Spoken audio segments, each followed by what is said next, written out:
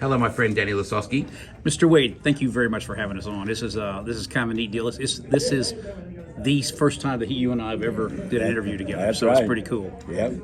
So tell me, who is this guy? This is first of all, he's my best friend, the guy that's taught me everything I know, work ethic, and best of all, he's my dad. That's a pretty good name. That's a good one, real good. Now, I only know you as Grandpa George. Yeah, that's what everybody knows. Yeah. When did you stop being George and just become Grandpa Oh, George? I would say probably 30 years ago. I guess it's probably one of the nicest things you could be called, George. That's right. And that way I know everybody and everybody knows me. When did you start? When did you start your love for racing, and when did you first start going? Oh, probably right after I got out of the Air Force.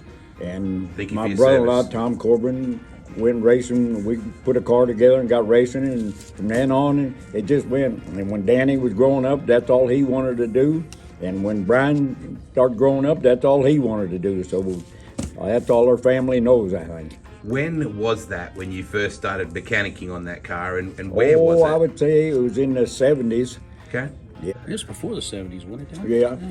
Yeah, because when I got out of the service. in So 55. when was it you think you started working on that race car? Well, I would say it was probably I got out of the service in 59. So shit, it was 60s, Yeah. But I forget my time. I get old.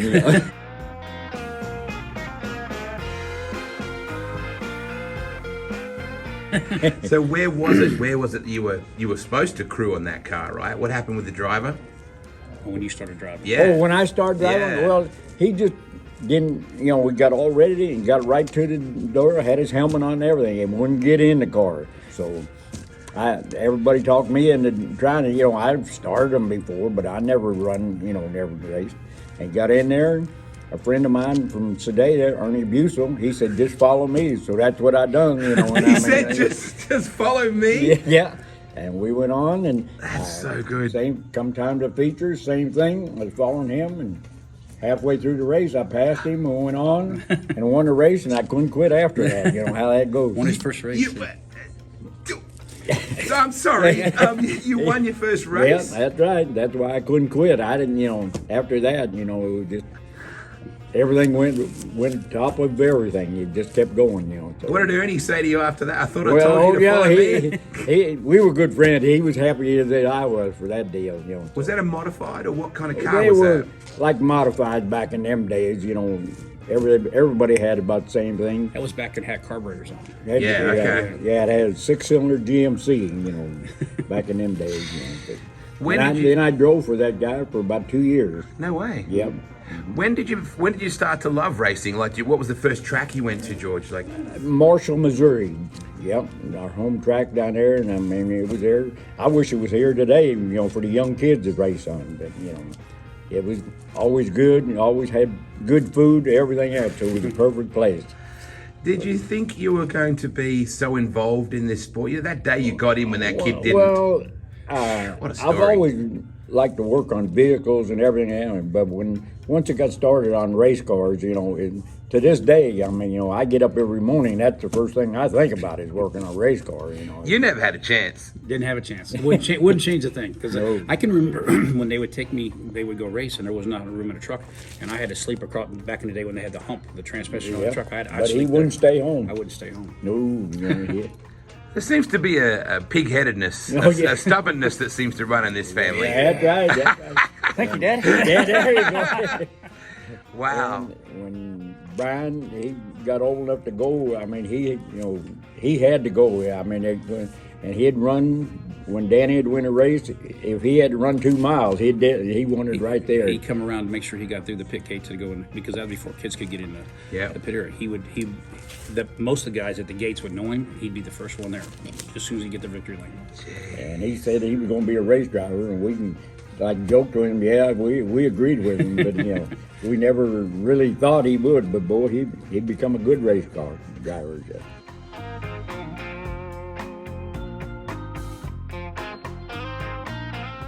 We knew about you in Australia very early in the 80s because when Danny came to race at Claremont, the story was in the magazine that you wouldn't hook up the power steering for him. No. always thought he was tough, so I figured, boy, if you're that tough, I drove without power steering, that's what you do. I mean, I made it rougher on him. The first year. First year, I mean, and we were down at 55 down there. I-55 Speedway. We were down there, and he was running, and he won the heat and everything, and in the feature, he swung so far down in the car, I couldn't hardly see him, but he tried it, and it was over, he couldn't get out of the car.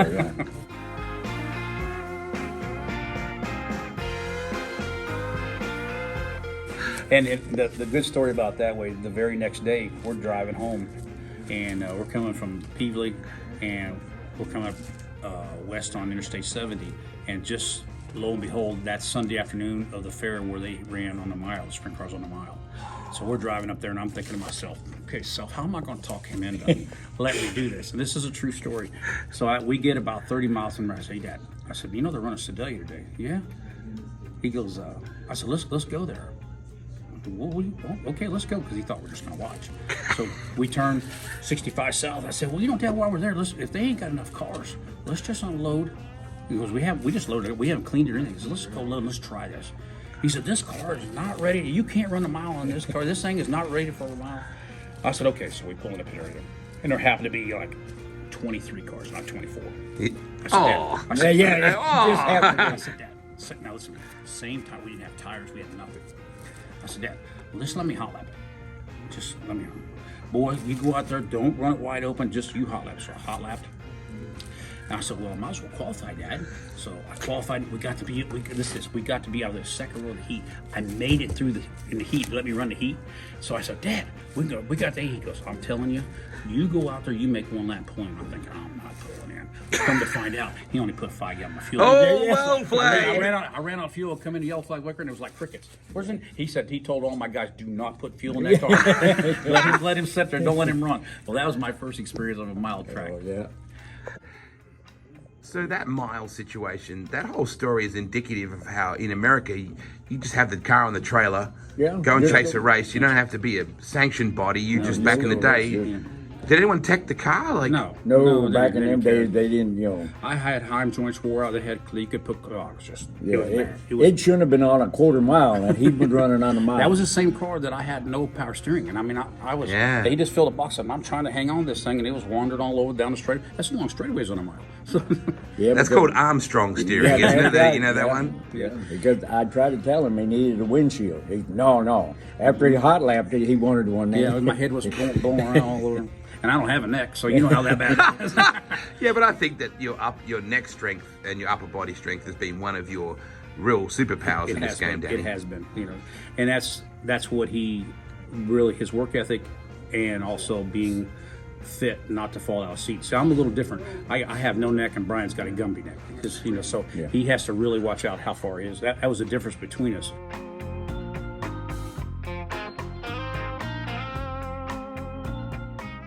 But back to that story, we talked about Sedalia. I got to tell you this is kind of a neat little story.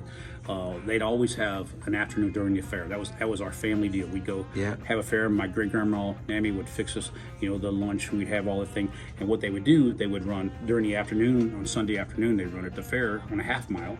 And then everybody would load up, go 28 miles down the road to Marshall, Missouri, and run night, Missouri Nationals. So we did that year after year after year. Well, this was the year that he and I was racing against each other. And we raced against each other at at Sedalia. And then we loaded up, we go to Marshall. Well, it happened to be one of those 100-degree days. It was hot, everybody was wore out. We go to Marshall. I run my heat race. I make it in. He runs his, but doesn't make it in. So he's in the B. He's leading the B feature, and they have a red flag. So I go out there, and Brian's dad's with me, and we go out to the straightaway. And he looks at me, and he looks as white as a ghost. I mean, it looks like, Dad, what's wrong? He said, son, so it must have been heat stroke or something. Yeah. He said, I don't know if I can hang on. I said, get out of the car. I said, we mean? No, you did not. I swear to God. The only difference between I had a blue stripe on my uniform, he had a black. That's the only. So get this. I said, Dad, get in that, because we knew the guy, the push truck guy. I said, get in that push truck, and he's going to take you back to the trailer. I said, I'm going to finish this race for you. So, wait, I get in this car. So you understand, I'm a little shit. I mean, I get in, and I put the belts all the way down, and it doesn't lock me down. I put his helmet on, and I could have spun it on me. Well, here's the big deal. I get in his helmet, and he has a shop rag taped to the front of it. I'm going, I don't know what this shop rag's for. I don't want no part of this. So I pull it, I tuck it here. We get on the gas. We'll come to find out they didn't have a solid floor pan. They had a wire grate for a floor pan. And when you get going, all the dirt, it took that thing, went right in front of me. I ripped that off. So the whole race, I'm going like this. The steering wheel's out here, and I win the beat. We'll come to find the thing, it was called the Bud Nationals, and the Bud Trophy girls were hot as can be. So I pull off the track, and the officials say, hey, you got to go back and get your trophy. I get out, I get it with my helmet, I go in, he comes back out the other. By that time, he's got some water. He goes out and gets a trophy with the girls and everything, and goes on, and we run the 80. Yeah, I lucked out that day. There's only 3 people who knew that story, me, him, and Brian's dad. Yeah. Oh, I won't tell anyone. All right, No. Everybody, that's a true story. Yeah. You cannot. Can you imagine Jack and Sheldon doing something like that? Can you even in this era? There's no way you could do that. No. But back in them days, you know, everything was big time. We thought, you know, and we just done what we wanted to, you know. So it was a great life, boy. That is one of the best stories I have. True. It's absolutely true. We haven't told very many people that story, but we figured this would be a good one to tell you. Yeah. Wow. So, yeah, we knew you wouldn't tell me. Yeah. Your secret's safe with me, Grandpa George.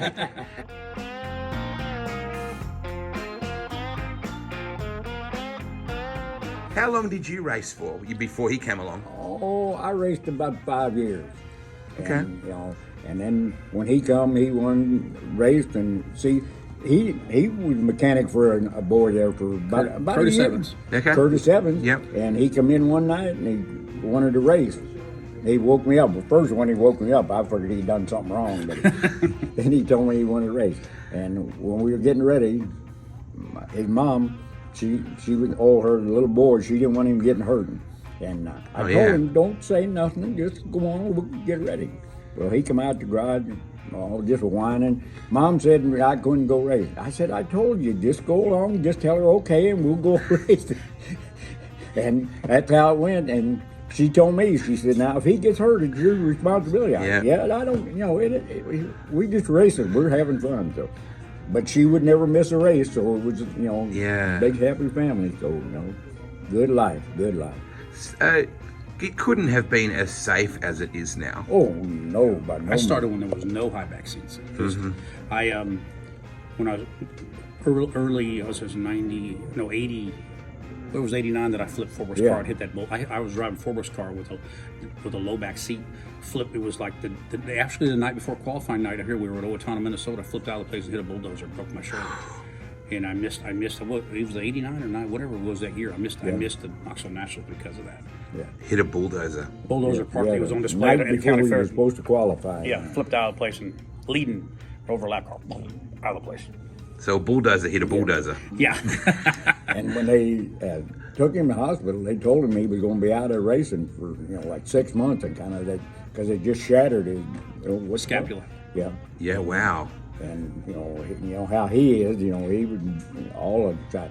And then Kenny Schrader hooked him up with a doctor and put one of them Tenja units on him. Them shocking deals. Yeah. I'm back at it.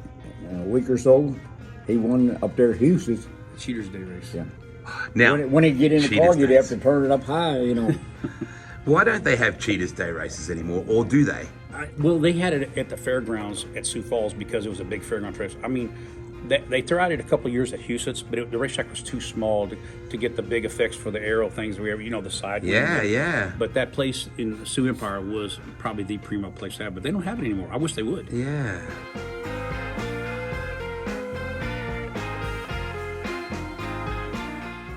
Yeah, I mean, there's so many more things in your career I want to talk about, Danny. But this little kid from Missouri, whose dad from Missouri, these really humble beginnings, to race in Australia the first time, and to go to the other side of the planet to race a sprint car. I guess a lot of people had done it by the time you did, but was it like, oh, I want to do that, or did that just happen randomly? No, it was Bob Trossel is the guy responsible for. He come to me. He needs a golden heart. He does. Yeah. He said, look, we would love to have you be a part of this. I think it was during the World Cup, the boat race. Yeah, it was America's and Cup. he says, you're going to be able to come, you're going to be able to go Australia. Dwayne Roebuck got the car ready so I could run his car. Just, I mean, it's like Christmas every single day leading up to that. Hey, Dad. And he got to go with me. Yeah. So, I was going to ask that. yeah. So we are 2 hillbillies, population 126 from Dover, Missouri, Yeah. going to be able to get on a plane and fly across the pond and go to Australia and be able to race. And it was like if I didn't do anything the rest of my life, that was going to be the tops right there. Yeah. And we unloaded, and it was everything we thought and 10 times more. Some little kid called Jeff Gordon went along. He was barely even 16. Yeah, and, Jeff Gordon, Rocky Hodges. I think who all went with that God, time? Kramer Williamson, Shane Carson. It was Jeff Tuttle. Yep. Yeah, we're all there. That's right. Yeah. And we were at Claremont, and I mean, that's the flash racetrack I ever have. Is that right? Yeah, I've never. And then I couldn't get used to. I was kind of laughing. I said, "Well, the pace car stayed on the track until you got ready to get the green." Yeah, with a guy standing up in the back of it. Yeah, I mean, it was incredible. Just it was just a great experience, and met a lot of great people while we were over there. And those relationships have still today. Yeah, the General John Day was, I mean, you'd never seen push trucks in your life like those guys. No, all orange, all immaculate. Yep. That's one of the things I'm most proud of.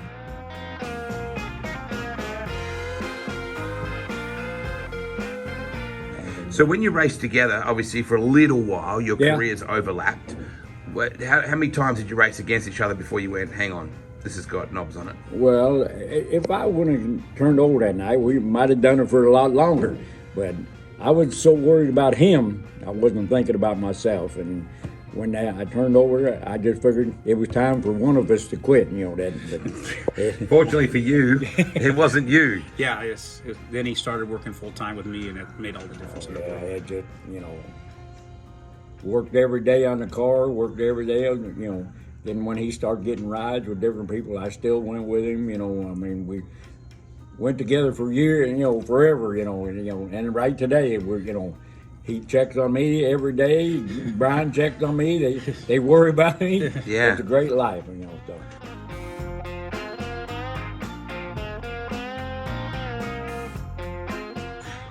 You guys have never been guys that have not worn your heart on your sleeves. When you're feeling something, people are going to know it. Yeah. Is that something that's come from your side or from your mom's side? I would say from my wife's grandmother. Really? Yeah. I mean, she was some lady. When she was over 100 years old, she was hoeing in her garden. No way. Everything. She would go when we went to Florida racing. When she was like 90-some years old, she'd still go all the way to Florida racing with us. You couldn't get a motel; you had to get a house so she could cook. But Jeez.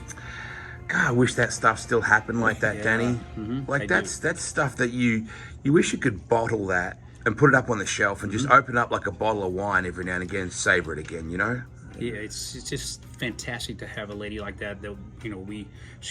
We were lucky enough she lived right next door to me. She lived next door, and we were supposed to watch over her, but she watched over us most of the time.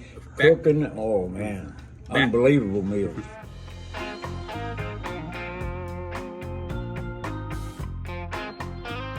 Back to some of the rules we had, Wade.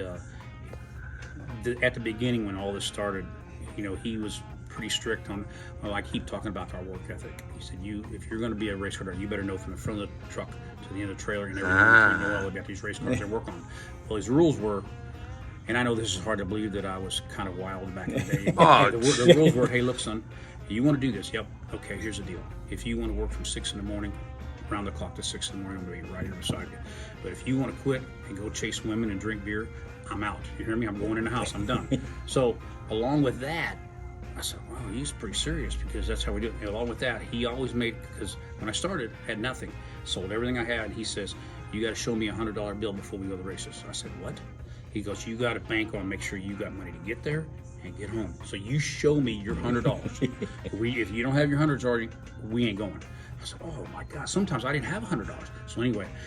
So what years were this? What this is like? This was 80s. So $100 was a reasonable amount of money for. Yeah. So the deal is, my great grandma, we're talking about naming. She would cook a Sunday dinner before she always went to the races on Sunday night, and she'd always make sure after all the men ate, she would make sure that I was the last one to leave, and she'd always say, "You got your $100. and there's probably 3 or 4 times I said, "I know, I got 6." She goes, "Hand me $100." Oh, yeah. She'd hand me, and he didn't know about it. Hand me that $100. I'd race. As soon as whatever I'd win, I'd hand $100 back to her. So you always gave it back? Oh yeah, every time. Never one time did I. But she always made sure because he knew he wouldn't let me go race if I didn't. Yeah, he would walk in his sleep and go over to her house, and in the middle of the night, she loved to read books, them Western books, and she'd be sitting up. He'd go over and he'd talk to her, and she'd talk to him just like with everything. He'd come back and go to sleep, and we never knew. She'd tell us the next day, "Yeah, he was over here last night." So that was your mama? No, my wife's. Oh, right, okay, yep. Grandma, my great grandma. Jeez. I mean, yeah, she was a wonderful. You still sleepwalk? No. Not that he knows of. I know. That is such a simple time compared to what's out there. There's millions and millions of dollars worth of equipment. Yes. There's 25,000 people in this place. Like the corporate pressure, and do you think you had it? I don't mean easier on the racetrack, Danny, but do you think life was simpler for a racer in the time you did it? Less complicated, less pressure on media. On the media side, yes, but it's just the same intense on preparing and racing. It's the same pressure, the pressure you put on yourself to perform. It's the same thing. Yep. It's just you get pulled in way more directions today with all the sponsorship commitments, all the Peopling. partnership. Yep. You have to do that, which is a great thing. When was the last time you drove a car in anger? In anger? Yeah, like in an event or gassed her up. I'm like Dr. Jekyll, Mr. Hyde when I put my helmet on. When I put my helmet on, I'm a different person. I try to pride myself on being the smartest guy in the world because a smart race car driver is going to be the dumb one every time. Yeah. So that's why I preach that to Brian. Yeah. And most guys can't really understand what the personality I got. I'm pretty. What you see is what you get kind of guy. If you don't like me, I really don't care. Yeah. But I'm going to be the same rotten guy here, and I'm going to be around the corner. But so when I put my helmet on, I was like a different guy. I was like at ease, and this is what I want to do. Totally laser focused on what I wanted to do. And I knew I didn't have the most talent, but I wanted to work harder to be one of the best. And so when I raced, I don't think I ever got angry. I concentrated so hard on making every move count. And it worked out pretty good for us. So how many years has it been since you, say, drove a race car then and hot lapped or in a heat race or anything? I haven't been in a race car since 2017. Geez, 6 years. Yeah. So the cars have changed a reasonable amount since then, but you're still at the forefront of that technology because you have to be in your role. How different do you think they would be to drive for you to get back? Or I think I could hop in a car right now and be just fine right here. And probably lose this. He'd have to lose a few pounds, but I think I could get right back because I've been staying up on the sport, all the technology. Yeah. I think I could get right back in here and run the bottom as good as I used to.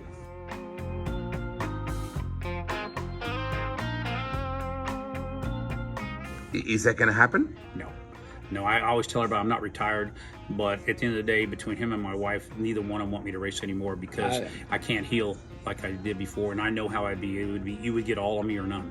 For him to race against young guys now, all it'd end up is I'd be pushing him around in a wheelchair or something. I don't want that. So I just rather it this way. Let him mechanic, let anything he wants to do, and I know the desire he got.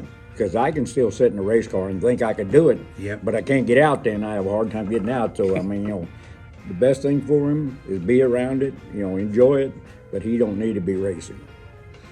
Boy, you're not going racing. Between the wifey and dad. But, is there any... I don't want to see you not get in one more time. And I know there's a danger in that, Grandpa. I know that, you could hurt yourself doing that, but... God, I really wish you could at least turn. It won't be one more time. If I get in it, that's the bad part. That's the bad part. I won't even get in to start one. That's how bad it is. Oh, I just won't. It's just better for me to do this. And every single day that I get up in the morning, I think about it. Every single time I come to the racetrack, I gotta just turn my head and just want to race so bad. Gosh. And I joke a lot of people. I said, in this world, I've never had a cigarette to my mouth.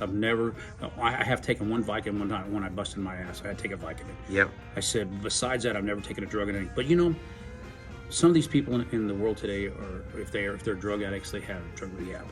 And if you happen to be an alcoholic, they have AA. What do they have for us? There's not one thing, not one class, not one anything anybody can give us. Racers Anonymous. Yeah. There you go.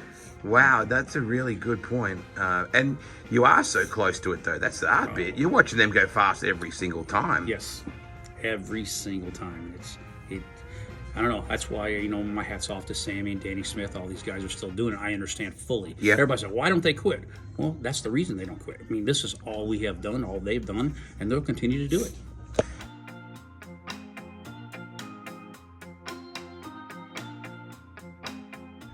So tell me about Brian.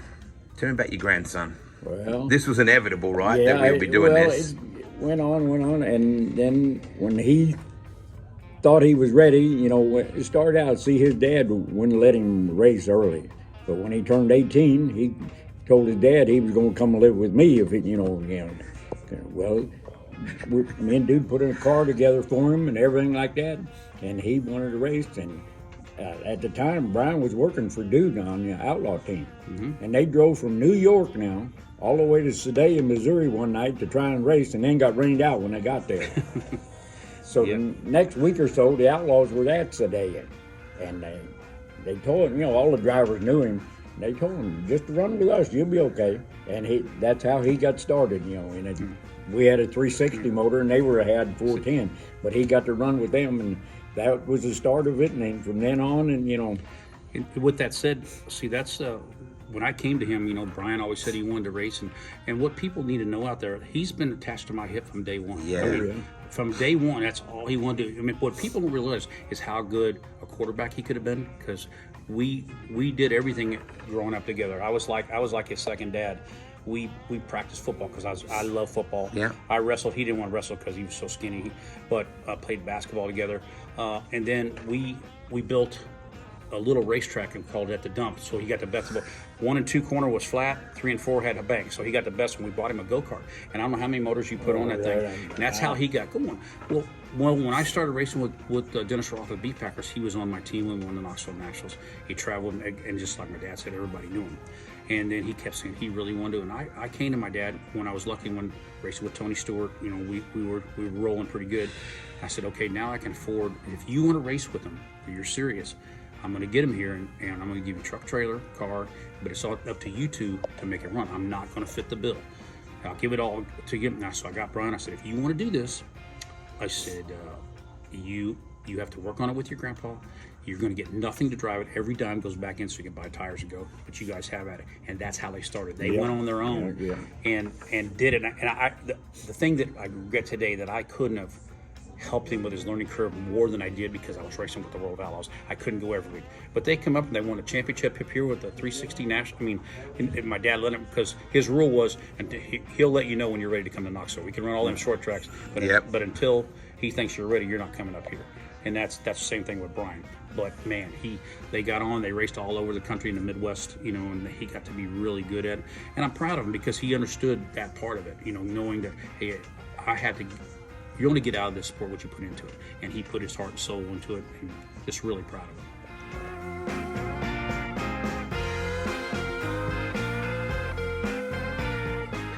So you gave them a financial reality by doing that, because you said, yeah, you can race. Here's all the gear, but this thing's got to pay for itself. Because there's a lot of kids, and it's not their fault. They're given an opportunity, and there's no financial reality. Get in and drive it, son. Go get another tire out of there. Go, do what you got to do. But you made him learn that if there's not another tire in the truck you can afford, you don't get one. So that was a pretty powerful lesson you taught. At the time, I didn't know I was teaching him that. I just know that's how I was brought up. How much work you put into this, what you're going to get out of it. And we did without for everything, but we had what we needed to go race, and I wanted him to work hard and understand what this took, and he did a good job. He really has. How old are you now, Grandpa George? I'm 86. So you lived his whole life, and you've lived Brian's whole life in the racing side of it, right alongside them. That's right. There's no other sport, no other professional sport that you can do that. Tom Brady's dad wasn't with him, and his dad won't be with his grandkid, I wouldn't think, standing on the sidelines playing for the Patriots or the Chiefs, of course. So what you've done in your life is pretty remarkable. What a beautiful thing to have done with your son and your grandson. It wonderful to me to be, and for both of them be 1 and 2 on the wins in Knoxville. You can't ask for nothing better in the world. That is remarkable, that stat. And he's never going to catch you. I think you've made that point a couple of times. I think he will. The record. Do you really? If he keeps racing the way he is now, he could. And that would be the only guy you'd be happy to see do that. That would be the only.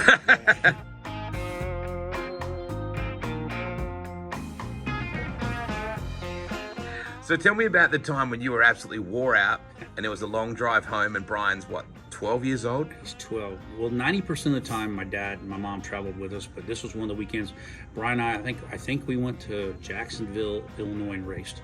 We drove from there to Knoxville. We raced, and then we drove from Knoxville to Sioux Falls, and we raced. Well, on the way home, I knew I had to get home to work. I was wore out. I got to Omaha, and he's 12 years old. He's sitting beside me in my S10 truck. I said, Brian, I can't. You're going to have to drive for an hour. He goes, what do you mean? I said, you're going to have to drive this truck. Never driven on the freeway before in his life. I said, get your little ass over here and get over here. He got over there, and I said, just stay on this lane. I don't care what you do. Don't go in this lane. You stay in this lane. I said, I'm going to take an hour now. He puts her in gear, and his knuckles were on 10 and 2. And when I woke up, we were rolling into Kansas City. He drove the whole way, 12 years old, and never forget that. And sometimes he tells a story I do, but that is the exact truth. And I went to work, took him home, and that's his first experience of driving down the freeway. He is the benchmark for sponsor liaison, for public speaking, for handling the microphone, for handling the fans. There is not many people better. Where did he learn that? I mean, you've always been good at it, Danny, but he is next level. I mean, look what's on your shirt. Yeah, look at all those companies. That's right. And he services them all, and he presents like a lily white image, it's pure white. That's right. I think what he learned at a young age, because we weren't financially stable enough to give him what he knew he had to go out and sell himself. Yeah. And not only did he have to sell himself and get partners that believed in him, but he had to perform on the racetrack as well. And if you perform on the racetrack, you can go and you be really good to the fans, the children, and all the partnership, all the sponsors he collected, they saw that. And then I think he just built and built and built and built his brand. And look at him today. I mean, you're right. I think he's the single best, not one of the best. I think he's the single best at doing that. And I know Don Lamberti's really proud of him. And that's pretty cool. Well, I mean, he's not just the team owner. He's driving the hot rod. He's marketing the sponsors. Right. He's doing it all. When you think about your mum saying that time, no, you can't go racing, and he's like, just shut up. We'll get along and we'll go along, right? He's a smart man. How long were you married for? 64 years. Right. Smart man, right? He knows, mate. You think about mum saying, no, I don't want you to race, because she was worried, and you're a young man. The career you've had since then, my goodness, mate. It's, I am so blessed to be able to be in this sport. I love this sport so much, even today, how much I care about it and the relationship to people, because where we grew up, and nothing negative where we grew up, still all fans. We have a population of 126 people. That's it, Dover, Missouri. And most of the guys there, they went to work, come home, went to work, come home. Yeah. Well, I was the only guy that I wanted to do something different. And I was working at an Army ammunition plant in Kansas City. And I'll never forget this. 1988, I would change companies, and I had a really good boss.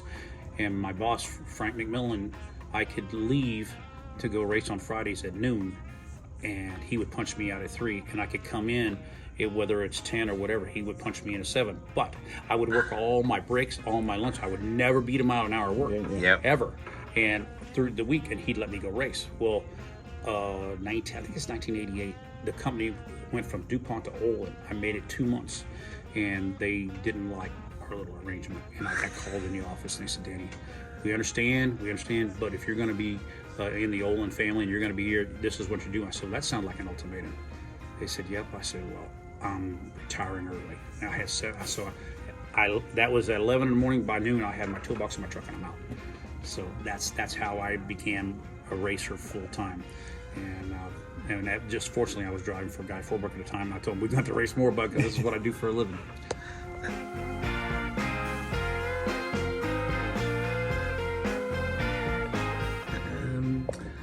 Grandpa George, has there ever been times when you've been scared for him, Well, for Brian? I can't say scared, but when him and Brian were racing together, worrying about both of them, once they got the first lap in, I was okay. But boy, when they were lining up, you can imagine everything, and you don't want them to ever get hurt, and that. But I've always enjoyed racing so much, and we always built the best cars we could. So that went with it. I didn't really worry that much about them once they got started. But just when they were lining up, you can imagine all kind of stuff, But it was good, and we done it. How about his mum? How about? Oh, now Yeah. she wouldn't watch the races, but after the race was over, she could tell you all about it. Yeah, I know that story.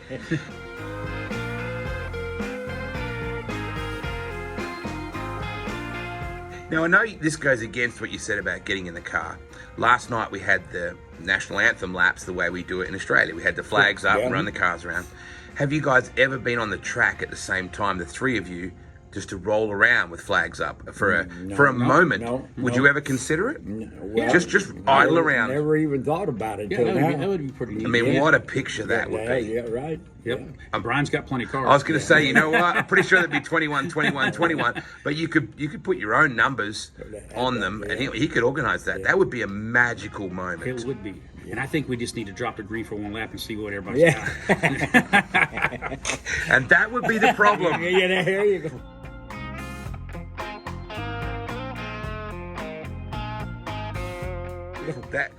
Now he's had a phenomenal career. I mean, it's multiple track championship winner, Knoxville champion, World of Outlaws main event winner, all that stuff. Has there been a single moment that's made you more proud? Has it been in or out of the car? Well, it really got me when he won his first nationals. I mean, because you dreamed about it when he first started, but when he done that, it was a big deal. I mean, I couldn't believe it. I mean, it was hard on me to even go up there when we went up there when we were out in Vegas. But I mean, it was just something that I wanted for years and everything like that. And I'm just glad it happened. And I'd like to see the same thing happen with Brian. It'd be a big deal. It just.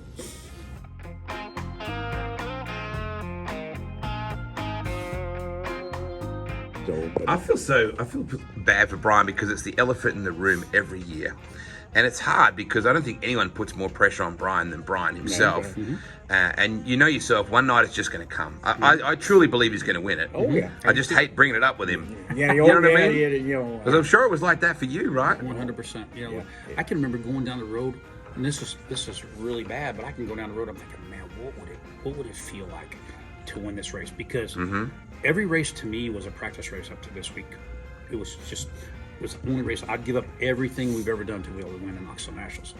I can remember driving down the road and thinking, man, what would that feel like? What would he do? What did you see? You come off turn 4, you get the checker flag, and I think, what would you say? Man, I had a speech that Brian Brown would have thought, man, I'm running for president. Forgot everything I was going to do. Did you really? I forgot everything I was going to say.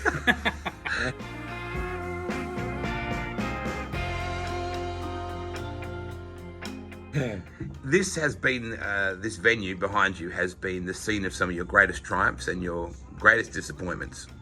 It's a place that can bite you, and it's a place that can elevate you to places you never dreamed. Why is it so special? To me...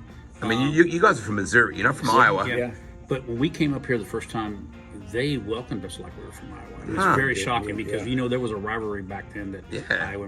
But I was very, very shocked from Ralph Capitani, go down the list, or Wagner, all these guys, all the Fair Board members. We were just, he and I when we showed up. That was it. And then it's came to this, but this is God's country, bud. This is it. You come to, I've been all over the country, Australia, New Zealand. Yeah. This is God's country right here. This is the best. When you got the Duncan family, and I knew Mr. Duncan before Chris, when his dad did it, they put so much pride in because they're giving you a speedway that has character. When I say character, it gives you options. All we want is options when we come race.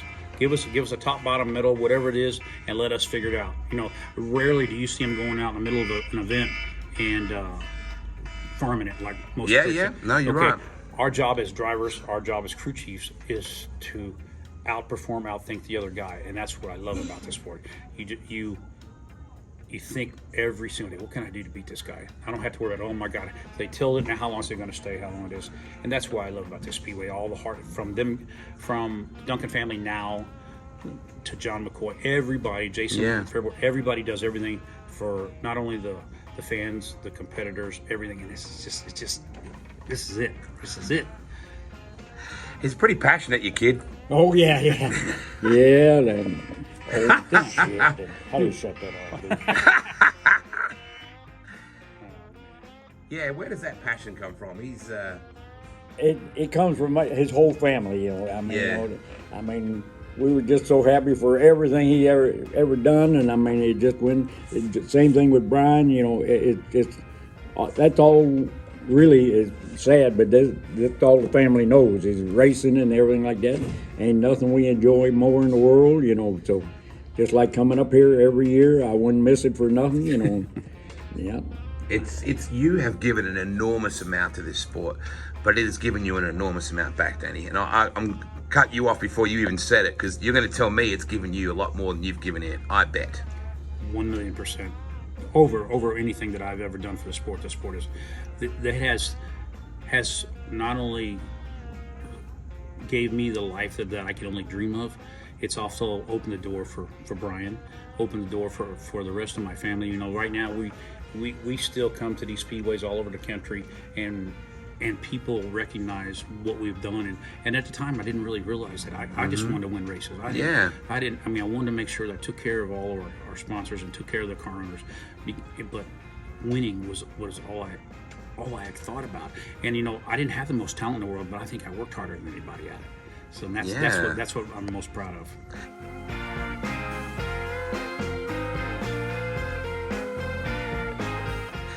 This is not a question I don't think you've ever been asked. One day when you're gone, how would you like to be remembered?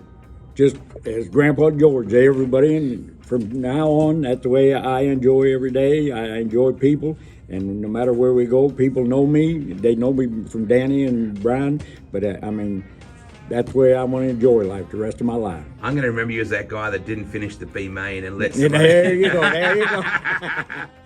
What about you? And where does dude come from? I need to ask that. What he even calls you dude. The very day I was born, my great-grandpa come and got me. Back when I was born, they put you in an incubator. Yeah. He walked in the hospital and grabbed me out and said, "This is my little dude." And that's how it stuck. Yeah, from then on. Is that right? It is. So same question, how would you like to be remembered, Danny? I'd like to be remembered as a race car driver that was more competitive and gave everything he had, heart and soul, to this sport, and try to be as good a person off the track as I was on the track. And you know, that's what I want to pride myself. Back in the day when I raced, I tried to race everybody as clean as possible. I wasn't a guy that try not to get a guy in trouble and slide him and use him up and everything and just race. You don't see that as much anymore, racing, what I call side-by-side racing. It's somebody gets slid, and that's, you know, I see Donnie Schatz. He's probably the only guy left that really does it right.